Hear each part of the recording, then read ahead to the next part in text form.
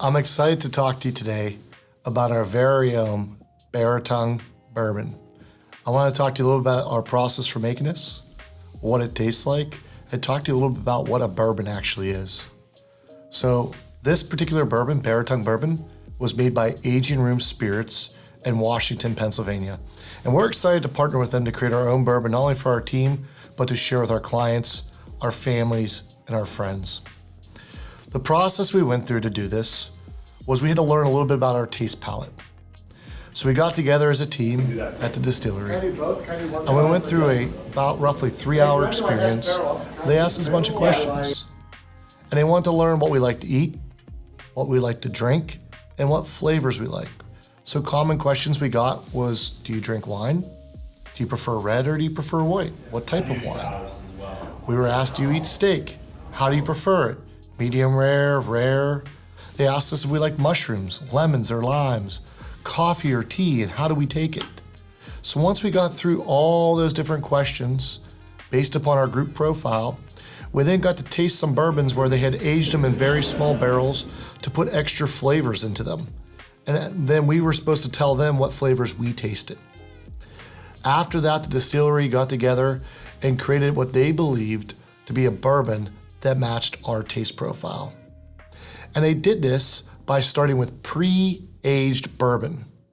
So they brought in multiple different pre-aged bourbons and got a 10-gallon barrel on site that they aged it in. And they add additional ingredients to meet our flavor profiles. So they're not only picking distinct bourbons based upon how they taste to meet our flavor profile, but then after that, they're taking those pre-aged bourbons and adding ingredients to it. What they decided to do for our particular profile is start with shaving some staves from a barrel. So not only do we have the barrel itself that's adding flavor and age to it, but we're actually taking additional staves and put it in the barrel. They went with a level 4 charred barrel. So that's a stronger charred flavor to add to some of that oakiness. One of the things that came out in our taste profile is we enjoy good bourbon as bourbon. So to add too much to it was gonna get away from what we wanted to do. We went with a more aged bourbon to really let the barrel itself and the wood itself speak for the bourbon. We aged it at the distillery for just under 4 months. And during that process, in the last 2 weeks, added peppercorn to give it a little bit of spiciness on the back end. The finished product came out with a 43 ABV, alcohol by volume, or an 86 proof. And we're really excited about this label that Andosha Creative created for us, where it incorporates a lot of our logo and a lot of our style into this bourbon. So let's talk about how does this taste. So I'm gonna open up one of the bottles here and taste it for you. And when you're tasting bourbon, it's really important to note how to taste it because it's gonna make it taste differently depending on your style. And as I open this, probably should have mentioned too, one of the things we love about Aging Room Spirits is everything's 100% American made. So not only is the bourbon American made, but the glass is American made, even down to the cork and the wax that they use are American made. So what you'll want to do is you should really taste and try bourbon, what they call neat, which means with no ice or no water added to it. Especially something that is a lower proof like this, an 86 proof. If you get something that comes straight out of the barrel and maybe it's 120 or 130 proof, you might want to add some water to it to let it open up. But the first thing you're going to want to do is you're going to get your palate acclimated to the bourbon.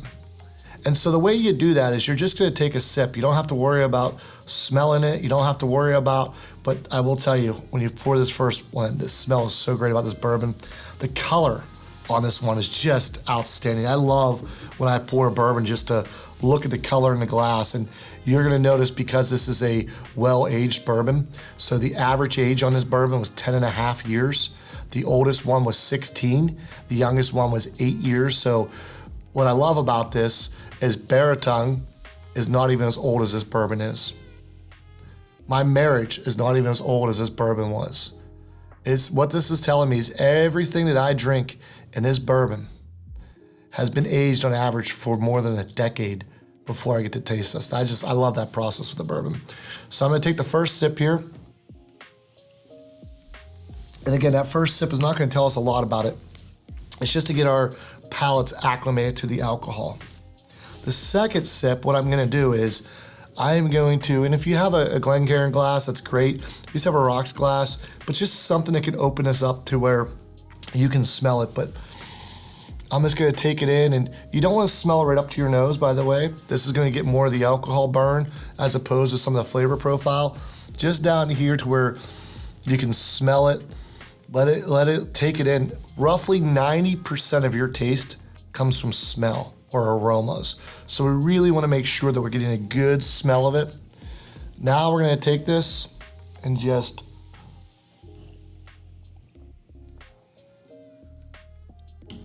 take a comfortable, slow sip. Let it get in every part of your tongue. There's different parts of your tongue that have different flavor profiles. And if you're doing this with me, what you should notice, and there is no right or wrong. There's no, this is a good bourbon or a bad bourbon. It's what you view a bourbon as. It's what your taste palate likes. And that's part of why we did custom bourbon, because this is made to our taste palate. I joke around, say it's one of the best bourbons I ever had. Well, you know why? Because it's built around my flavor profile. So what you should notice is up front, a sweet caramel. I like to say for this one, it's like a Werther's Original I used to get from my grandma's house. And it's got that's right up front caramel notes. Very similar if you've ever had Buffalo Trace, like a very sweet, mellow caramel flavor up front. And on the back end, the second most distinct flavors on the back end, you're gonna notice a spiciness. And that comes from that peppercorn that was in our barrel.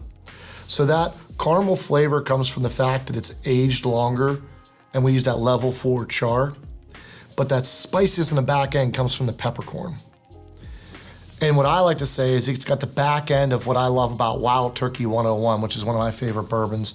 If you've never tried it, I highly encourage you to. But in the middle there's a little bridge. And you might not catch it the first time. One of the great things about bourbon, when you're doing that second taste, before you do the third taste, give it a couple minutes. Because there are flavors that will come to you after you've taken that first sip. Also, if you enjoy a great cigar with a bourbon, different cigars pair, different food pairs well with bourbon, that will change the flavor profile of what you're drinking. But I'm gonna take this third sip.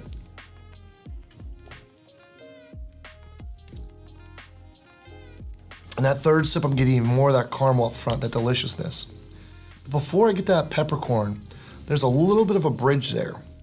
And that bridge, the best way I can describe it is like a leathery mixed with tobacco, which is very common notes in all the bourbons you'll typically drink, is they have some of that flavor profile from the process.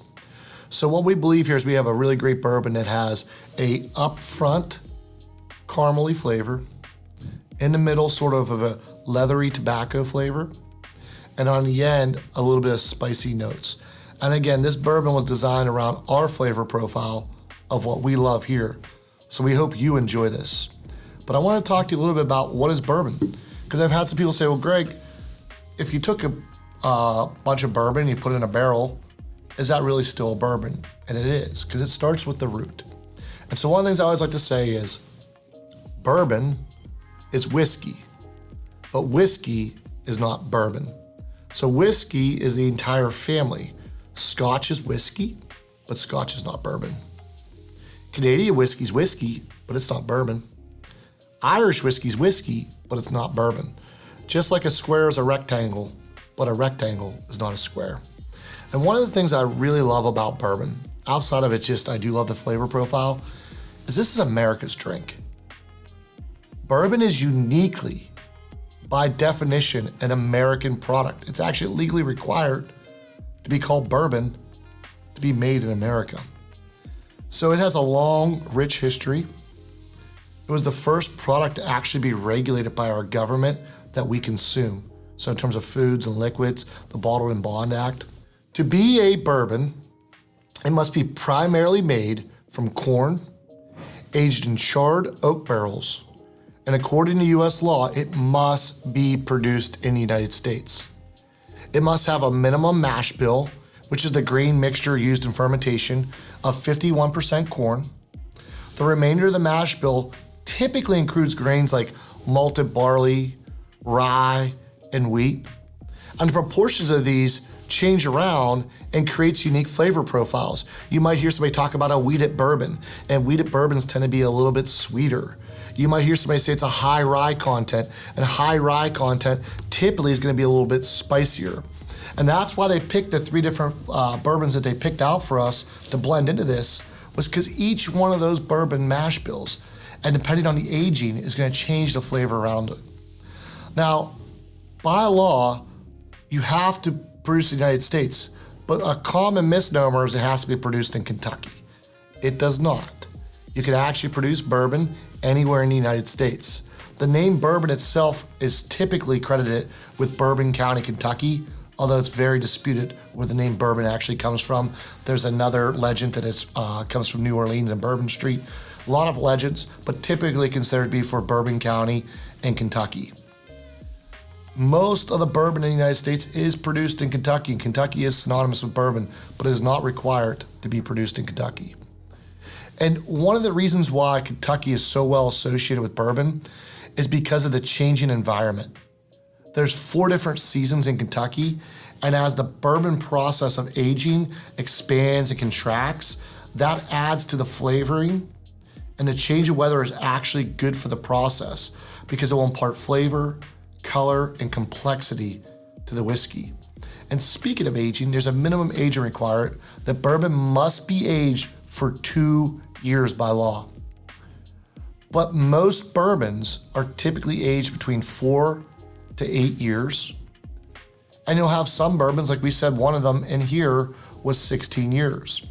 The longer you age, the more complex the flavor can get, but you also lose what we call the angel's share. Or in other words, when the bourbon evaporates. So if you have a large barrel of bourbon, and say it's a 55-gallon barrel, you might only yield something around 10 or 15 gallons if you age it a very long time. So you have to store that barrel, you have to pay that money for those years and wait for it. So what you'll find is most bourbons that you'll see are usually 6 to 8 years in their aging process. We're really excited. Again, this one is 8 is the lowest, 60 at the highest, with an average age of 10 and a half. We love bourbon. We are excited to be able to release this to our clients, to our family, and our friends. We hope that you enjoy this. And the great part about bourbon is, and why we really love it, it's about having a shared experience with friends. There's not a lot of point to having a bourbon by yourself. Great bourbon is meant to be shared with family and friends. And that's why we made this bourbon, was to share with our family and friends.